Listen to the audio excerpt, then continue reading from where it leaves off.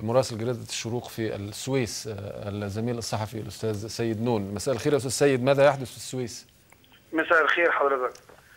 الآن ما يحدث في السويس هو استمرار للاشتباكات التي استمرت منذ الساعة 7 مساء حول مديرية أمن السويس ومبنى جهاز الأمن الوطني ومجمع محاكم السويس.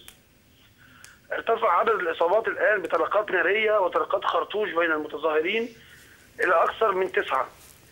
وحسب تأكيد اللواء عادل رفعت مدير أمن السويس فهناك 3 من رجال الشرطة مصابين أيضا بإصابات بطلقات خرطوش.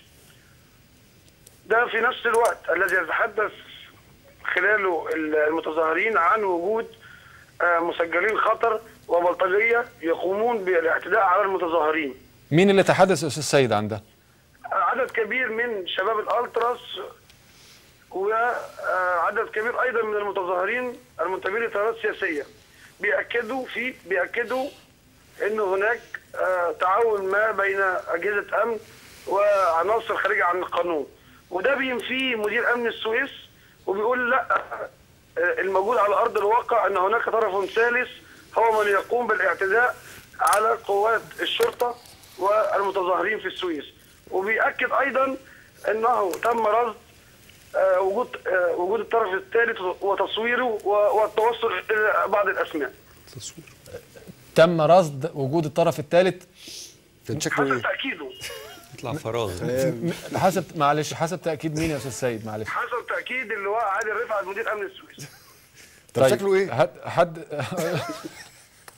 لا إله إلا الله. المهندس إبراهيم المعلم بيقول لك شكله إيه؟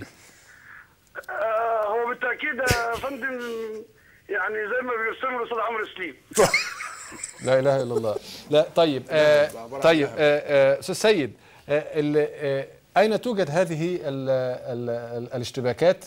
هل هناك رصد لأي عمليات يعني غياب للأمن في مواقع أخرى في مدينة السويس أو حولها؟ الاشتباكات متمركزة حول منطقة واحدة فقط، وهي المنطقة المحيطة بمديرية أمن السويس، ولكن المأساة الحقيقية هي التي يعيشها السكان في المناطق المحيطة حوالين مديرية الأمن. فهؤلاء السكان يتعرضون حاليا لسيل من قنابل الغاز والتي أصابت العشرات منهم بالاختناق.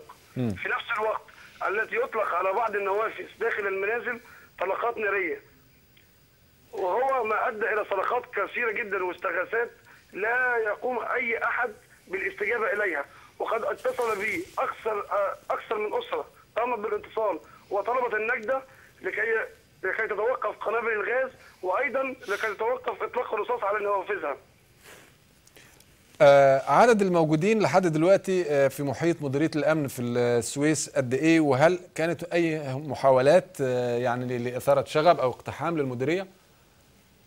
لا لم تكن هناك حالات اقتحام المديرية، ولم يحاول أحد اقتحام المديرية على الإطلاق، ولكن ما حدث هو اشتباك بين المتظاهرين وقوات الأمن أمام مديرية الأمن أسفرت عن تحطم بعض الواجهات الزجاجية لمديرية أمن السويس، واللي ردت قوات الأمن بقنابل الغاز بتفريق المتظاهرين. ثم تطور الأمر إلى سماع أصوات طلقات الخرطوش وطلقات الرصاص وتصاعد أعداد المصابين بعد كده مع مرور الوقت. وده في السويس أعتقد أن مع زيادة عدد المصابين وزيادة عدد الاختناقات ده بيزيد أكتر من إصرار المتظاهرين على التواجد، وبالعكس ده بيزيد عددهم أكتر، لأن السويس ليها حالة مختلفة في مثل هذه الأحداث. أشكرك شكرا جزيلا الزميل الصحفي سيد نون مراسل جريدة الشروق في مدينة السويس. دكتور عز الدين شكري فيشر، السؤال اللي أنا واجهته